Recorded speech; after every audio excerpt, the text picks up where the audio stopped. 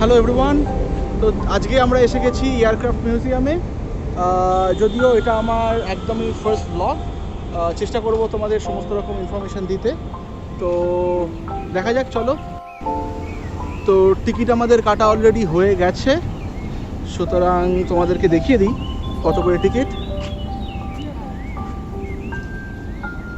এখানে ক্যামেরার জন্য আলাদা করে কোনো কিছু নেয় না, এটা ভালো জিনিস। তো এখানে ফোনপে, গুগল পে দিয়েও পে করা যায়।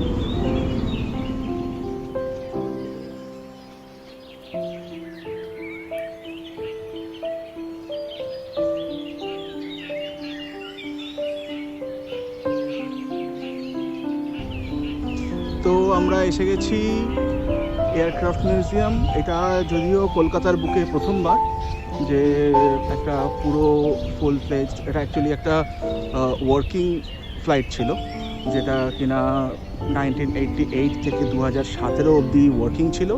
বাট এখন এটা এখানে রয়েছে সমস্ত রকম দর্শকদের ভিজিটের জন্য। আমরা আরও ডিটেলস জানবো ভেতরে গিয়ে। ভেতরে গাইড আছে এবং এখানে সমস্ত কিছু প্রপারলি এটা ডিসকাস করে, সুতরাং সেই জিনিসটা ভেতরে গেলে আরও ভালোভাবে পরিষ্কারভাবে জানতে পারবো। এবং এটা কিন্তু অ্যাকচুয়ালি একটা রিয়েল বিমান, যেটা মোস্ট প্রবাবলি 17টা কি 18টা পার্টে এখানে নিয়ে আসা হয়েছে এবং এইখানেই অ্যাসেম্বল করা হয়েছে।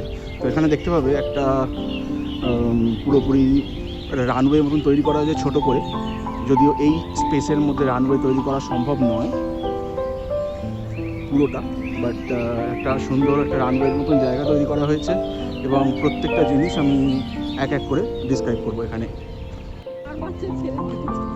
তো এইখানে এটা হলো আমাদের এয়ারক্রাফটটা, দেখতে পাবে এয়ারক্রাফটের নিচে একজন এয়ারক্রাফট চড়ার চেষ্টা করে যাচ্ছে। একজনের অসাধারণ চেষ্টা চলছে এয়ারক্রাফট চড়ার।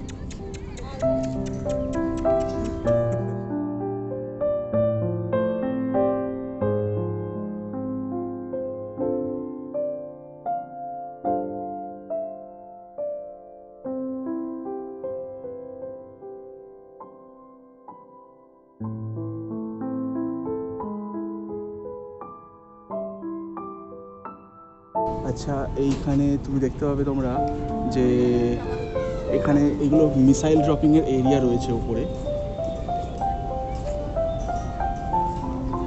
মিসাইল ড্রপ করার সব এরিয়াগুলো রয়েছে এখানে।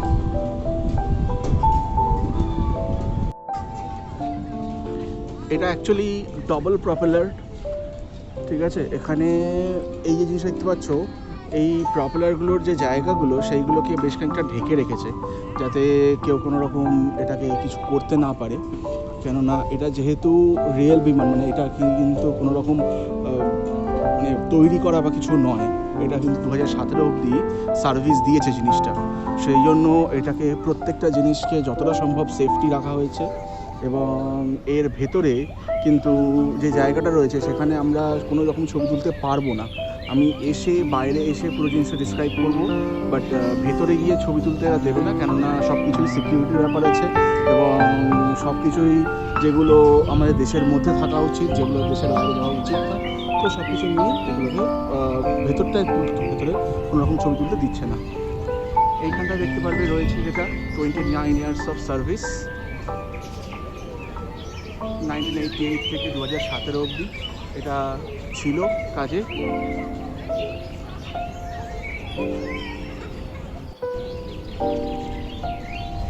এটা কিন্তু অ্যাকচুয়ালি নোট ছিল, এই যে প্রপেলারটা আমি যখন হাত দিয়ে নাড়ালাম অ্যাকচুয়ালি কিন্তু নড়ছে।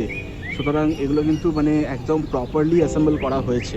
সুতরাং আমি জানি না মানে এক্সট্রিম উইন্ডের ক্ষেত্রে কী হবে, বাট আমাকে সিকিউরিটি এখন বারণ করছে টাচ করো না, তাই আমি এই মাত্র টাচ করে দেখলাম যে এটা কিন্তু প্রপারলি নড়ছে। তবে একটা জিনিস বলি, এই টায়ারগুলো কিন্তু যেগুলো এখানে লাগানো রয়েছে সেগুলো কিন্তু পুরোপুরি নতুন টায়ার। দেখতে পাবে যে টায়ারের প্রত্যেকটা দাগ বা প্রত্যেকটা জিনিস কিন্তু প্রপার রয়েছে। মানে এটা যদি অ্যাকচুয়ালি ইউজ টায়ার হতো, এই টায়ারের মধ্যে কিন্তু এই জিনিসগুলো থাকতো না, কেননা যখন প্লেন ল্যান্ড করে এত পরিমাণে ওটা ঘর্ষণ হয়, ফলে এই জিনিসগুলো এতটা পরিষ্কার থাকার কোনোভাবেই কথা নয়। তার মানে এই টায়ারগুলো কিন্তু পুরোপুরি ব্র্যান্ড নিউ টায়ার।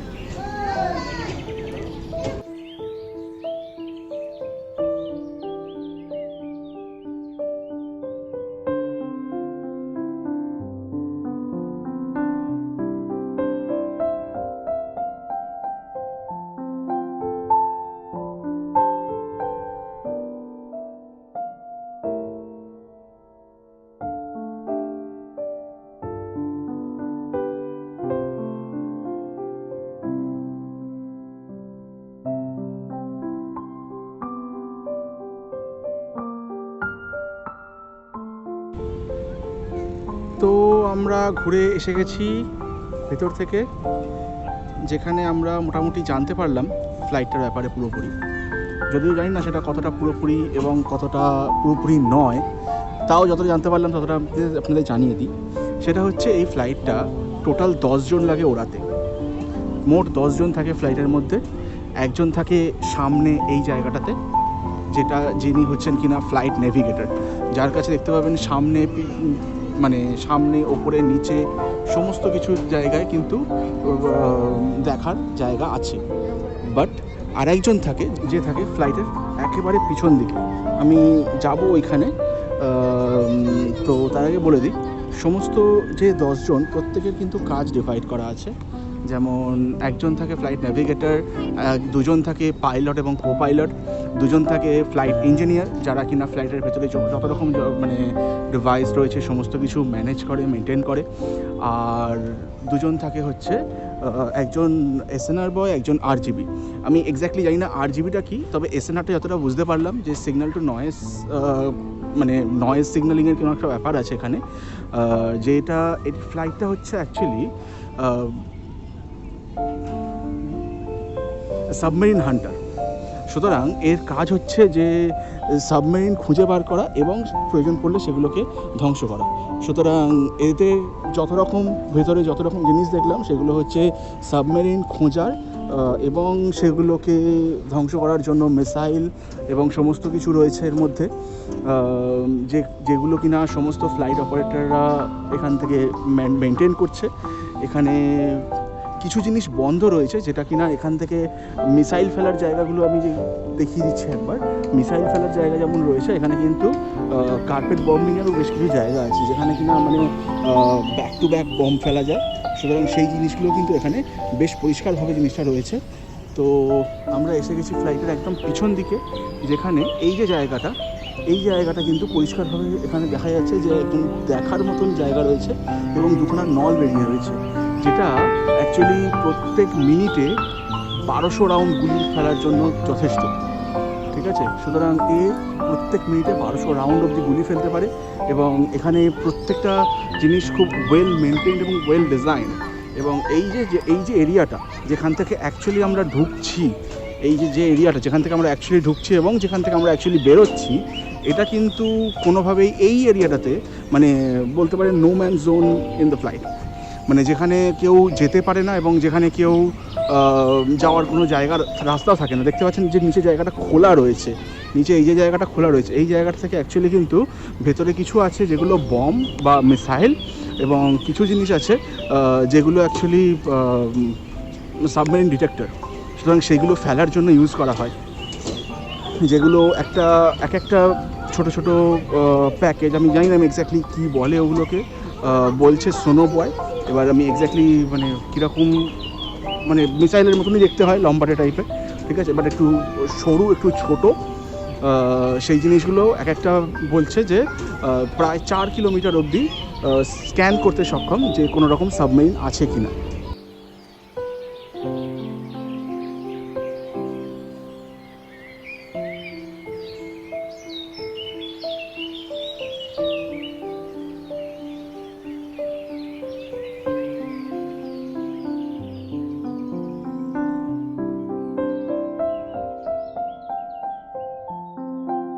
যাই হোক, এটা ইন্ডিয়ান নেভির এয়ারক্রাফট এবং যেরকম বললাম যে 29 ইয়ার্স এর সার্ভিস এজ ছিল, যেটা এখন আপাতত এন্ড। এবং এটা আপাতত কলকাতার মধ্যে সত্যিই কলকাতার একটা গর্বের জায়গা, যে কিনা প্রত্যেকটা জিনিস এত সুন্দরভাবে সাজানো এবং এত সুন্দরভাবে যে তৈরি করেছে। যাক, কলকাতা সরকারকে এর জন্য একটা বড় থ্যাঙ্কস। বাট এখানে আসতে পারেন আপনারা সবাই, দেখতে পারেন ঘুরে যে জায়গাটা কেমন। আমার সত্যি খুব ভালো লেগেছে। আপনি যদি দেখেন যে দেখতে পাবেন বিশ্ব বাংলা গেটটা দেখতে পাচ্ছেন, ওখানে বিশ্ব বাংলা গেটটা রয়েছে। যদিও বিশ্ব বাংলা গেট থেকে এটা খুবই কাছাকাছি। আমরা সবাইকে বলবো যে আপনারা আসুন। আমি জানি এখানে আমি অনেক কিছু বলতে সময় নিয়েছি, যেটা অ্যাকচুয়ালি কিন্তু আপনাদের জন্য সুবিধে, বুঝতে সময় লাগবে। যদি চান এটাকে তাড়াতাড়ি ফাস্ট করে দেখে নিতে পারেন। এটা আমার ফার্স্ট ব্লগ, আশা করছি এর পরেরগুলো আরও ফাস্ট এবং আরও বেশি ইনফরমেশান আপনাদেরকে দিতে পারবো। So thank you.